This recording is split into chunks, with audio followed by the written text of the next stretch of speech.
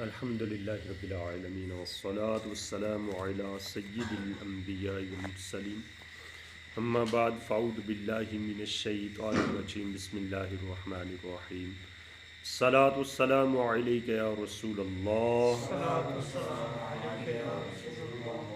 وعلی آلک واصحابک یا حبیب اللہ الصلاة والسلام علیک یا نبی اللہ وعلی آلک واصحابک یا نور اللہ۔ ہمارا سبق فصل او کے بارے میں یہ ہمارا سبق چل رہا تھا، آج اس کا تیسرا لیسن ہے، تیسرا سبق ہے۔ فرماتے ہیں وَمِن ضرورت تغییر، ہم پیچھے جو کل کے سبق میں ہم نے بات پڑھی تھی وہ یہ تھی کہ یہ کلمہ او جو ہے اگر نفی کی جگہ میں آئے تو جتنی بھی چیزیں ذکر کی گئی ہوں گی ان سب کی نفی کو ثابت کرے گا، اور اگر یہ کلمہ اس بات میں آئے تو پھر ان میں سے جتنی ذکر کی گئی چیزیں ہوں گی ان میں سے ایک کا اس بات کرے گا، لیکن ساتھ ہی ساتھ اختیار دے دے گا۔ تو فرماتے ہیں کہ یہ جو بات ہے اس پر ان نے مثال دی تھی، کسی نے کہا خذ ھذا او ذالک، یہ لے لو یا وہ، تو یہاں پر لینے کی جو اجازت ہے وہ ایک ہی چیز لینے کی اجازت ہے، لیکن ساتھ میں اس کو اختیار دے دیا ہے کہ تم جو چاہتے ہو وہ لے لو۔ فرماتے ہیں وَمِن ضرورت تخییر، اور یہ جو تخییر اختیار دیا ہے نا، اس کی ضرورت میں سے ہے عموم الاباحتی، اباحت کا عموم، اباحت کا عموم، اس کی ضرورت میں سے ہے اباحت کا عموم، یعنی اس کا مطلب یہ ہے کہ جتنی بھی چیزوں کا ذکر کیا جائے گا نا وہ ساری کی ساری تمہارے لیے مباح ہوگی، وہ تمہارے لیے ایسا نہیں ہوگا کہ او کا جہاں پر ذکر آئے اس بات کی جگہ میں ہو، اختیار دیا جائے تو اس میں سے کسی ایک کو خاص کر کے کہا جائے کہ اس کو نہیں تم لے سکتے، باقیوں میں سے کسی کو بھی تم لے لو، ایسا نہیں۔ جہاں اختیار دیا ہے وہاں اختیار کے ساتھ ساتھ یہ بات بھی ہوگی کہ اباحت ہے، ساری چیزیں تمہارے لیے مباح ہے، جو چاہے تم لے لو، ٹھیک ہے جی۔ جیسے اللہ تعالیٰ کے ارشاد فرمائے فَكَفَّارَتُهُ اِطْعَامُ عَشَرَةِ مَسَاكِينَ مِنْ أَوْسَطِ مَا تُطْعِمُونَ أَهْلِيكُمْ أَوْ كِسْوَتُهُمْ أَوْ تَحْرِيرُ رَقَبَةٍ۔ قسم کے کفارے کے بارے میں اللہ پاک نے ارشاد فرمایا، تو یہاں پر یہ ارشاد فرمایا کہ قسم کا کفارہ یہ ہے کہ 10 مسکینوں کو کھانا کھلاؤ، من اوسط ما تطعمون اہلیکم، وہ درمیانہ کھانا جو تم اپنے اہل کو کھلاتے ہو، کوئی نہ تو اعلیٰ قسم کا کوئی کھانا ہو نہ کوئی ادنا قسم کا ہو، جو متوسط کھانا جو تمہارے گھروں میں چلتا ہے ویسا کھانا 10 مسکینوں کو کھلا دو۔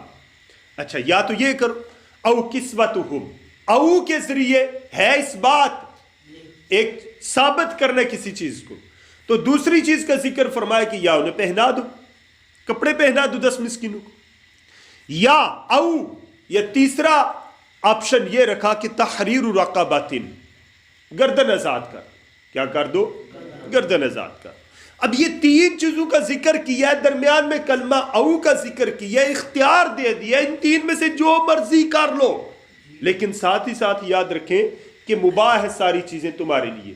تم 10 مسکینوں کو کھانا بھی کھلا سکتے ہو، تم یہ نہیں کرنا چاہتے کپڑے پہنا دو، یہ نہیں کرنا چاہتے غلام آزاد کر دو، اختیار ہے، تمہیں اختیار بھی دیا، کرنا بھی ایک ہے، اس بات میں ایک ہی چیز ثابت ہوگی، یعنی تینوں چیزیں قسم کے کفارے میں نہیں دینی بلکہ ان 3 میں سے ایک، لیکن تمہیں اختیار دے دیا، تم جو چاہتے ہو وہ کر لو۔ وَقَدْ يَكُونُ، یہاں سے ایک نئی بات شروع ہونے لگی ہے۔ جو کلمہ او ہے اس کا حقیقی معنی ہوتا ہے کہ مذکورین میں سے ایک کو شامل کرنا، یہ اس کا حقیقی معنی، لیکن یاد رکھیں او کلمے کا ایک مجازی معنی بھی ہے کہ جب حقیقت پر عمل متعدر ہو جائے حقیقت پر عمل نہ ہو رہا ہو تو پھر اس کے مجازی معنی کی طرف جاتے ہیں. اور کبھی ایسا ہوتا ہے کہ یہ جو کلمہ او ہے یہ حتیٰ کے معنی میں آتا ہے. کس کے معنی میں؟ حتیٰ. ٹھیک ہے جی. اس پر ایک مثال توجہ کیجئے گا. وَقَدْ يَكُونُ او بِمَانَ حتیٰ, کبھی او یہ حتیٰ کے معنی میں آتا ہے. قال اللہ تعالی, اللہ تعالیٰ نے ارشاد فرمایا لَيْسَ لَكَ مِنَ الْأَمْرِ شَيْءٌ او يَتُوبَ عَلَيْهِمْ. لَيْسَ لَكَ نہیں ہے آپ کے لیے, من الامر امر میں سے شیئن کوئی بھی چیز, او یتوب علیہم. اب اس کا اگر لفظی ترجمہ کریں تو بنتا ہے یا وہ ان پر توبہ ڈالے. ابھی یا والا معنی تو یہاں پر مناسب ہی نہیں ہے. تو یہاں پر اگر او کو حتیٰ کے معنی میں لے تو پھر بنتا ہے کہ تمہارے لیے امر میں سے کوئی بھی چیز نہیں یہاں تک کہ وہ ان پر توبہ ڈالے. یہ کفار کے بارے میں آیت فرمایا تمہارے اوپر کوئی مواخذہ نہیں ہے یہاں تک کہ اللہ پاک ان پر توبہ ڈالے. تو یہاں پر جو او ہے یہ حتیٰ کے معنی میں ہے. قیل معناہ, کہا گیا کہ اس کا معنی حتیٰ یتوب علیہم, حتیٰ یتوب علیہم, یہاں تک کہ وہ ان پر توبہ ڈالے. قال اصحابنا, اس پر ہمارے صحابہ ایک مثال دے کر ہمیں سمجھاتے ہیں جہاں پر او حتیٰ کے معنی میں ہے. کہتے ہیں اگر کسی شخص نے یہ کہا لا ادخلوا هذه الدار او ادخل هذه الدار, کہتے ہیں لا ادخلوا هذه الدار, میں اس گھر میں داخل نہیں ہوں گا. اگر لفظی ترجمہ کریں تو بنتا ہے یا میں اس گھر میں داخل نہیں ہوں گا. یہ تو ترجمہ درست نہیں ہے. اگر اس کو او کو حتیٰ کے معنی میں لے تو پھر اس کا معنی بنتا ہے کہ میں اس گھر میں داخل نہیں ہوں گا حتیٰ کہ میں اس گھر میں داخل ہو جاؤں. یعنی دو گھروں کا ذکر ہے, ایک ہے پہلا گھر, دوسرا گھر. تو اب کہتے ہیں کہ میں پہلے گھر میں اس وقت تک نہیں داخل ہوں گا جب تک کہ میں دوسرے گھر میں داخل نہ ہوں. تو مطلب ہے کہ اگر یہ شخص پہلے گھر میں داخل ہوتا ہے پھر دوسرے گھر میں داخل ہوتا ہے تو اس کی قسم ٹوٹ جائے گی. اور اگر یہ پہلے دوسرے گھر میں داخل ہوتا ہے پھر پہلے گھر میں داخل ہوتا ہے تو پھر یہ اپنی قسم میں قائم ہے, پورا کر دیا اس نے قسم کو توڑا نہیں ہے. فرماتے ہیں یہاں پر یکون او بمعنی حتی, یہاں پر او جو ہے یہ حتی کے معنی میں ہے. حتی لو داخل الاولا اولا, یہاں تک کہ اگر وہ شخص پہلے گھر میں داخل ہوا تو فرماتے ہیں حانا سا, وہ شخص حانی سے ہو جائے گا. ولو داخل الثانیۃ اولا, اور اگر یہ شخص پہلے جو ہے وہ دوسرے گھر میں داخل ہوتا ہے برا فی یمینہ, یہ اپنی قسم میں پورا ہو گیا, اس نے قسم کو پورا کر دیا, جو اس نے کہا تھا وہی کیا. تو فرماتے ہیں بمثلہ, اسی کی مثل ایک اور بھی مثال دیتے ہیں. کہتے ہیں اگر کسی شخص نے کسی سے قرضہ لینا تھا اور جس سے قرضہ لینا تھا اس شخص سے کہنے لگا کہ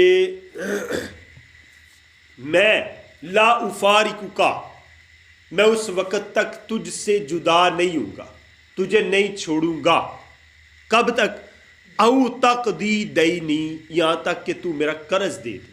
یہاں پر او اپنے حقیقی معنی میں نہیں بلکہ اپنے مجازی معنی میں ہے او بمعنی حتی, یعنی میں اس وقت تک تجھے چھوڑوں گا نہیں جب تک کہ تو میرا قرضہ نہیں دے دیتا.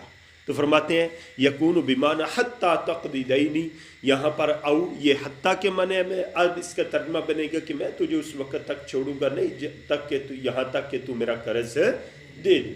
تو یہاں پتہ چلا کہ او جو ہے یہ اپنے حقیقی معنی پر نہیں بلکہ مجازی معنی پر عمل کر رہا ہے. تو یہ ہماری فصل جو ہے او کے بارے میں آج مکمل ہوئی. اللہ پاک ہمیں اس سبق کو اچھے طریقے سے یاد کرنے کی توفیق عطا فرمائے. صلو علی الحبیب صلی اللہ تعالی علیہ